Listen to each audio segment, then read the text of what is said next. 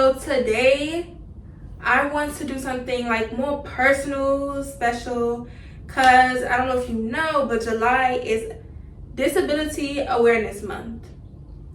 And if you follow me long enough, you know, you keep up with who I am in my socials, you know that I am an amputee. So basically, I mean, I've been kind of getting, what's the word? Like the suggestion or whatever to do a personal video and basically tell my story. So like I kind of been holding off because I wanted to do it like, you know, I'm just extra. I'm trying to do it in a special way, but I was like, you know what? It's Disability Awareness Month. I got a lot of, you know, other things that is coming out soon, so why not add this to the tempo, you know? Period. Anyways, so I'm sorry if you be a little awkward about it. Like I just never really, like I tell people here and there, whatever, but like to really sit in front of a camera and full blown be like, this will happen, XYZ, this is how it affected me. But that's what y'all gonna get today. So 2012 in October, at this time I was 9 years old. I just started 4th grade. And what exactly? Okay, so at the time I was cheering. Like cheering was a big thing for me, and I tried out, you know, I started in school for 4th grade, so I tried out for the cheer team, and it was tryouts day, and I left kind of like my knee was hurting, so I thought it was sprained. So eventually I went and got it checked out. You know, after it was still bothering me for like a day or two afterwards. It was still bothering me, so we went and got it checked out, and all they did was basically just draw fluid from the knee, and I mean, you know, send me by my little merry way. Then as you know, time progressed, the days went by, you know, I'm still in school, so I'm like walking around and have to function and everything, and it's just like so bad at this point. Like when I say I have to use the walls of the building to hold myself up to walk around the building, it got to the point like I'm crawling up and down the freaking stairs. So it's like, okay, obviously something not right. Like this ain't no daggone sprained knee. Like what's really going on?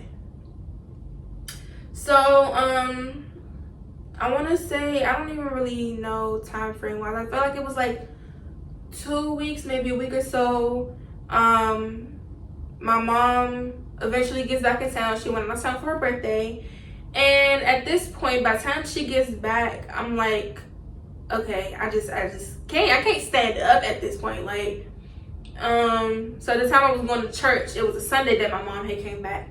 I went to church, I had to sing in the choir, but I had to use like a cane or whatever to try to get, you know, through the day, through the morning, and it just was not given. So basically I'm just like, okay, I'm just waiting for her to get home, because like, I can't do this anymore. It's like, nobody really, you know how parents, like adults kind of be, and I don't mean no offense to any adults that might see this, but like kind of tendency to invalidate things or play it smaller than we are. But, you know, within reason, sometimes we be a little extra. But I wasn't giving extra at the time. I just kind of really was just not giving. It was just, I couldn't do it. So my mom gets home and then she takes me to the ER again. And at this point, like, they just give me a walker.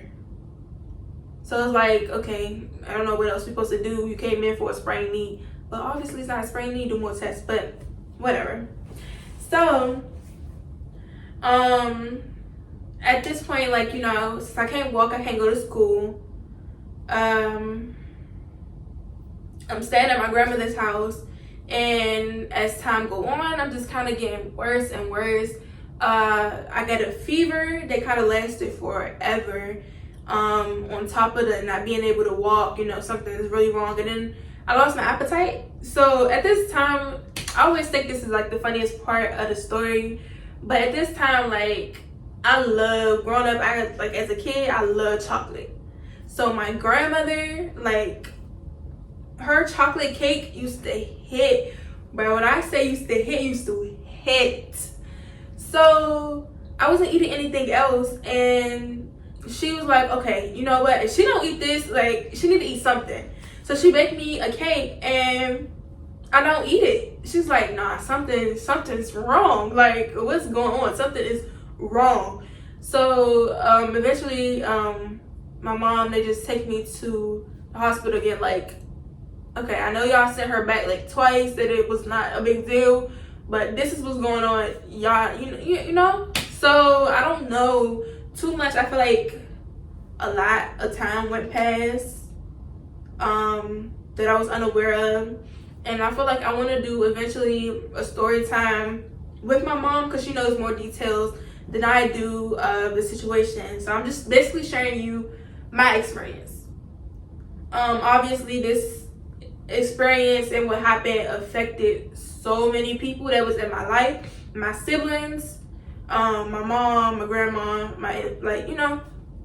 so I want to eventually, get those point of views too, because I'm curious myself. We never really sat and talked about it. But anyways, so that was October, and then I feel like by the end of October, I'm in the hospital. Moving into November, what's it called? Not registered, but checked in. I'm checked into the hospital, and so at this point, like, I'm like kind of unconscious. I was in a coma for 2 months.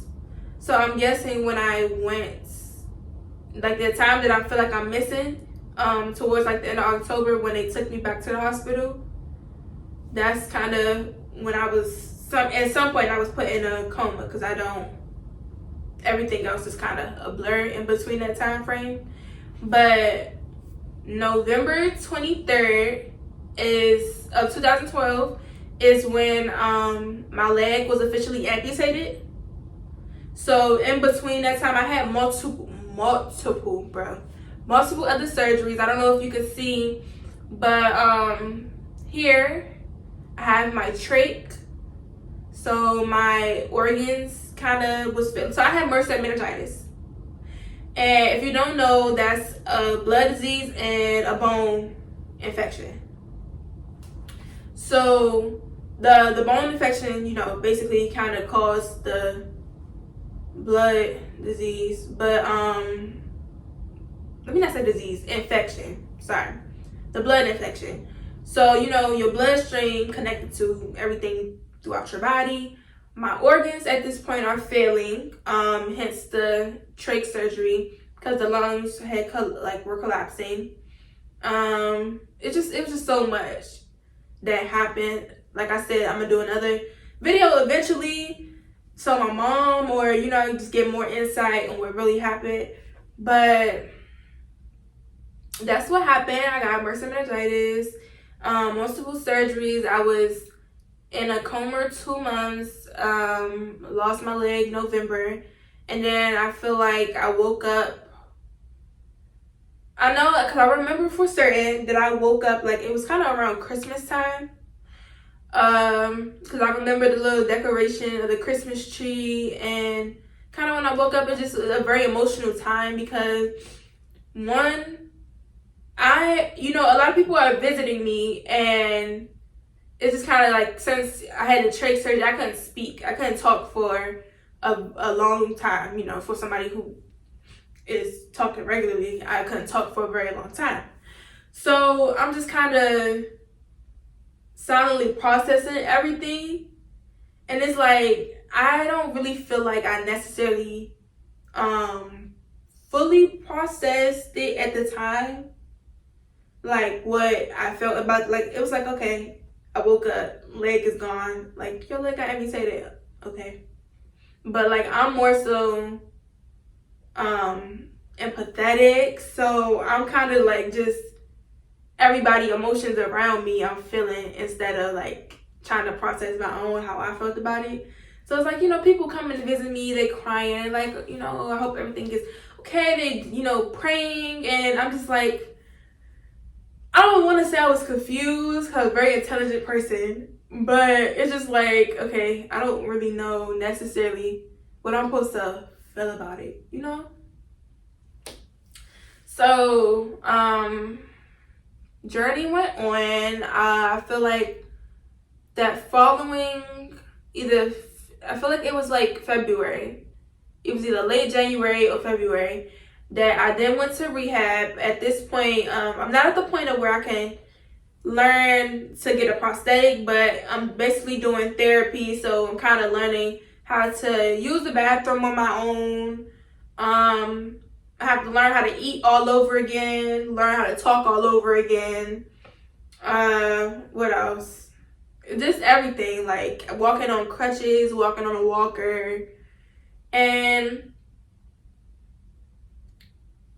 honestly, I could never say, I feel like the hardest part is over. I will say that. The hardest part is over, but I feel like with being an amputee, different things in life are always changing and life is adapting. So if life is already adapting for someone who is able-bodied, being disabled is just kind of, times 10 for us.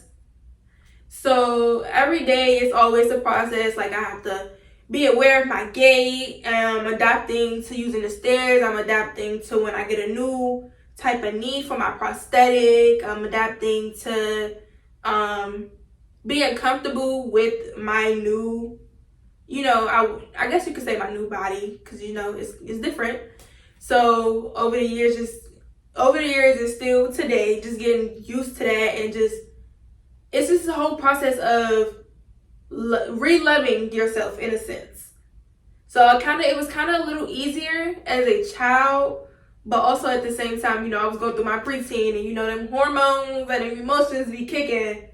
So yeah, I'm also about to use this video to apologize to my family and my mom who had to deal with all those emotions and the lashing out of, one of those hormones of being a preteen, but also me being in the process of accepting my amputation, my disability. And one thing I will say is I ain't never gonna call myself handicapped, babe. I am handicapable. So we about to make that clear on this video too. I am very handicapable. I know how to function and do things on my own, go out on my own, walk on my own, get my own groceries, all of that. But I wouldn't change what happened for anything, because so many things in my life have came from me had to go through this whole experience of getting my leg amputated, working on my independence, having my independence kind of taken from me because, I couldn't physically do things myself. It just made me more of an independent woman I am today. Also, I feel like, when I was always a very loving person, but I feel like getting a different perspective on life, it made me a more nurturing person, a more open-minded person, more empathetic person. And that's just that on my disability. So if y'all have any questions, because I will be more than happy to do a part 2 on this and go deeper, or how I feel, this and that. If y'all have any questions that y'all want to know specifically about me, but also me as an amputee, and how being an amputee affects the other things that I do, because if I'm trying to, just doing modeling a little bit. I am a fashion designer. I do live in LA, live in a big city, So if you have questions on just anything, put them in the comments below, and also feel free to DM me questions so I could do a part 2. Because why would, I feel like with questions, it's just going to be better. So yeah, thank y'all for watching. Thank y'all for hearing my story. And subscribe, like, comment, all of that. Until next time.